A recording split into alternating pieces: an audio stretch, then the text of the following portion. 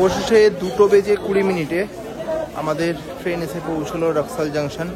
697 কিলোমিটারের জার্নি এখানেই শেষ হলো। এবার আমরা এগিয়ে চললাম ঘোড়ার গাড়ির উদ্দেশ্যে, তাতে করে আমরা বীরগঞ্জ স্টেশন।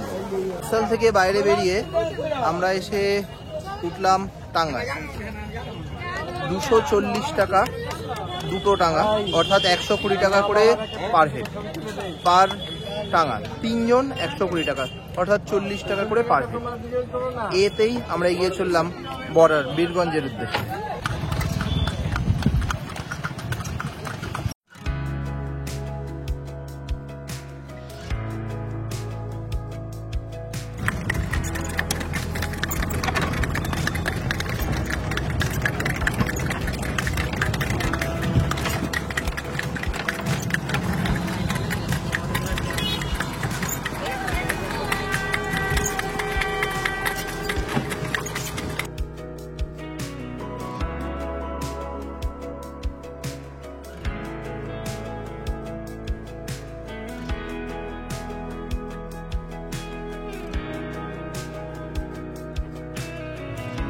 শনিবার, তাই পড়ে গেলাম জ্যামের মধ্যে।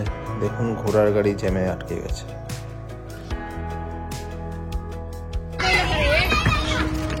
শনিবার করে অতিরিক্ত ভিড় হওয়ার জন্য আমরা এক বিকল্প রাস্তা দিয়ে এগিয়ে চললাম বীরগঞ্জের পথে। রক্সল বর্ডার থেকে 2 কিলোমিটার দূরে বীরগঞ্জে যেতে হবে এবং সেখান থেকে কারেন্সি এক্সচেঞ্জ, সিম নেওয়া এবং গাড়ির ব্যবস্থা করব, আর কিছু খাওয়া দাওয়ারও ব্যবস্থা করছি। সকাল থেকে কিছু সেরকম খাওয়া হয়নি। তা আমরা আস্তে আস্তে এগিয়ে চললাম রক্সালের পথে এবং রক্সাল থেকে বীরগঞ্জের দিকে আমরা চলেছি টাঙ্গাইল। দেখুন বিকল্প রাস্তার কি হাল।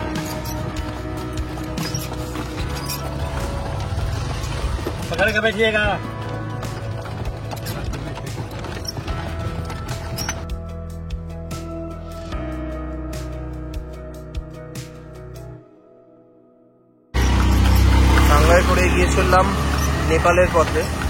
ওই দূরে দেখতে পাওয়া যাচ্ছে, ওটা হচ্ছে নেপাল গেট এবং তার উপরে নেপালের পতাকা।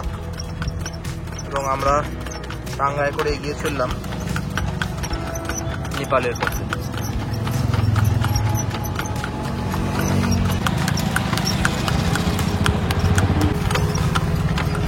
এই হচ্ছে নেপাল। দেখুন উপরে দেখতে পাওয়া যাচ্ছে নেপালের পতাকা এবং এই হচ্ছে গেট।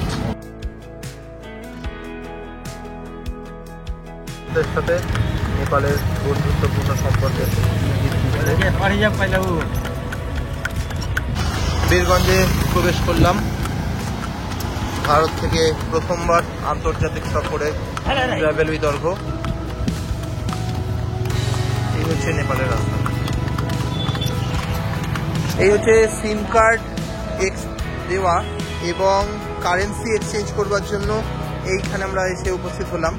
দেখি চলুন কারেন্সি এক্সচেঞ্জ এবং সিম কার্ডের কি অবস্থা। দেখতে পাওয়া যাচ্ছে নেপালের বর্ডার এবং আমরা রয়েছি বীরগঞ্জে। 200 টাকা 160 টাকা এই রেটে আমরা চেঞ্জ করে নিলাম আমাদের ইন্ডিয়ান কারেন্সি নেপালি কারেন্সিতে। নেওয়া হলো একটি সিম, পার সিম এখানে 100 টাকা করে চার্জ করা হয় এবং 300 টাকায় 7 দিনের জন্য 5 GB ডেটা এবং তার সাথে আনলিমিটেড ইউটিউব চলবে। এরকম কানেকশানের সিমে আমরা নিয়ে নিলাম। 100 টাকায় 150, 52, 55, 56 অনেক জায়গায় পাবেন, কিন্তু আপনারা যদি একটু খোঁজ করেন 160ও কিন্তু পাওয়া যাচ্ছে এখানে। আমরা কিন্তু 160 টাকায় চেঞ্জ করলাম এবং এবার কিন্তু আমরা এগিয়ে চললাম গাড়ির দিকে।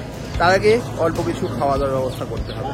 100 টাকায় কল সিম এবং ডেটা নিয়ে 5 GB ডেটা নিয়ে 300 টাকায় আমরা 7 দিনের জন্য একটি সিম নিলাম। এবার এগিয়ে যাব বীরগঞ্জ এবং গাড়ির উদ্দেশ্যে। নেপালের আমরা রয়েছি বীরগঞ্জে। তা এই বীরগঞ্জ থেকে আমরা একটি ইনোভা গাড়ি ভাড়া করছি এবং 7 দিন 8 দিনের জন্য এই গাড়িটি কিন্তু আমাদের সাথেই থাকছে। ইনোভা গাড়ি 5000 টাকায় আমরা পেয়েছি এবং 7 দিনের জন্য এটি আমাদের সাথে থাকছে। তা এখানে আপনারা এসে এখান থেকে যদি কাঠমান্ডু যান 6,000 টাকা। এছাড়া মনোকামনা মন্দির যেতে সেখানেও প্রায় 9-10 হাজার টাকা। এরকমভাবে স্প্লিট করে আপনারা যেতে পারেন। কিন্তু আমরা এখান থেকে একটা গাড়ি নিলাম ইনোভা, এবং সেটি আমাদের সাথে 8 দিন থাকবে। 5:34 হয়ে গেল। এই হচ্ছে বীরগঞ্জের রাস্তা দেখতে পাওয়া যাচ্ছে। দেখুন টাঙ্গা এখানেও ছুটছে এবং সুন্দরভাবে সব পরিস্থিতি রয়েছে। এবং এইবার আমরা রওনা দেব কাঠমান্ডুর দিকে। আজকে রাতেই চেষ্টা করছিলাম কাঠমান্ডুতে যেতে। এখানে এসে বিভিন্ন আমাদের ট্রাভেল এজেন্সিদের সাথে কথাবার্তা বলে আমরা রেটের ব্যবস্থা করলাম এবং তার সাথে খাবার। হ্যাঁ, আমরা ডিম পাউরুটি, 2 পাউরুটি দিয়ে ডাবল ডিমের ডিম পাউরুটি বানিয়ে দিয়েছে এবং ইন্ডিয়ান মানিতে 80 টাকা চার্জ করেছে। তা বেশ কস্টলি। তা এইভাবেই আমরা আস্তে আস্তে শুরু করছি নেপাল জার্নি। কিন্তু মুক্তিনাথ মন্দিরটি বাদ দিলাম, কারণ মুক্তিনাথ মন্দিরের জন্য এরা প্রায় আপনার 6 জনে বা 2 ফ্যামিলিতে 22 থেকে 23 হাজার টাকা এক্সট্রা চার্জ করছে। 17,500 টাকা প্লাস 750 টাকা করে পারমিট বানাবার জন্য। তা আমরা সেই হিসেবে একটি শিবার রাখলাম, শিবার একটি মন্দির, এবং সেটি নাকি সর্বোচ্চ শিব মন্দিরের মধ্যে একটি। তা সেটিকে রেখেই আমরা আস্তে আস্তে এবারে কিন্তু নেপাল যাত্রা শুরু করছি। একটি কথা আপনাদের জানিয়ে রাখি যে আপনারা যে টাঙ্গায় আসবেন, ভুলেও কিন্তু তাদের থেকে কোনো কারেন্সি এক্সচেঞ্জ করবেন না বা সিমের ব্যবস্থা করতে যাবেন না। কারণ আমরা যখন মাঝ রাস্তায় ছিলাম, তা সেখানে 100 টাকায় 156-57 টাকা দেবে বলছিল, 155 থেকে 156 টাকা। তা সেখান থেকে আরেকটু এগিয়ে আমরা যখন টুরিস্টের জায়গায় এসে পৌঁছালাম, তো এইখানে কিন্তু 100 টাকায় 160 টাকাই দিচ্ছে এবং নেপালি টাকা এটি কিন্তু আমরা পেয়েছি। এর বিষয়ে বলে রাখি, সাধারণ সিম কার্ড 100 টাকা এবং ডেটা আলা সিম 5 GB নেট দিয়ে 300 টাকা করে চার্জ করা হয়েছে। এই হচ্ছে সেই ইনোভা গাড়ি। দেখুন মালপত্র সব লাগেজ লোড করা হচ্ছে এবং আমরা এবার রওনা দেব বীরগঞ্জ থেকে কাঠমান্ডুর পথে। 6:08 আমরা আছি বীরগঞ্জ। 6:30 নাগাদ শুরু হলো কাঠমান্ডুর উদ্দেশ্যে জার্নি। এই হচ্ছে রাস্তা।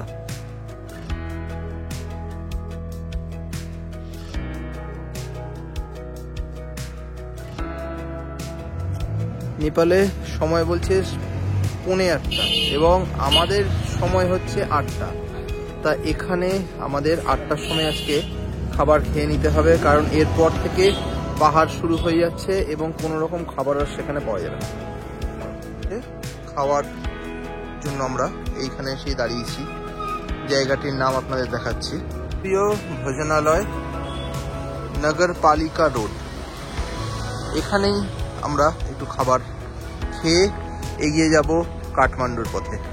দেখে নিন, সাদা রাইস দিয়ে 200 টাকা নেপালি, রুটি 200, মটন 350, চিকেন 300, মাছ ভাত 300, double omelette 70, cold drinks 50, black tea 30, milk 50 বা 70, আর মিনারেল ওয়াটার 20 টাকা। তো কিছু কিন্তু নেপালি টাকায়।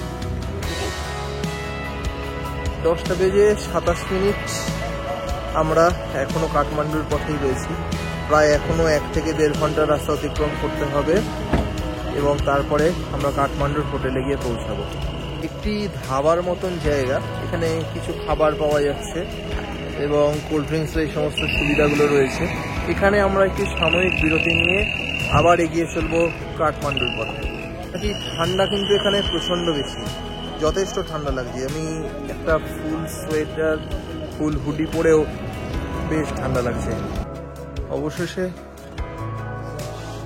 12:19 আমরা কাঠমান্ডুতে এসে পৌঁছালাম নেপালি সময়, আর আমাদের সময় 12:34 চলে এলাম কাঠমান্ডু। বেশ রাত হয়ে গেছে। আজকের পর্ব এখানেই শেষ করছি। পরবর্তী পর্বে আমরা ঘুরে দেখব কাঠমান্ডু।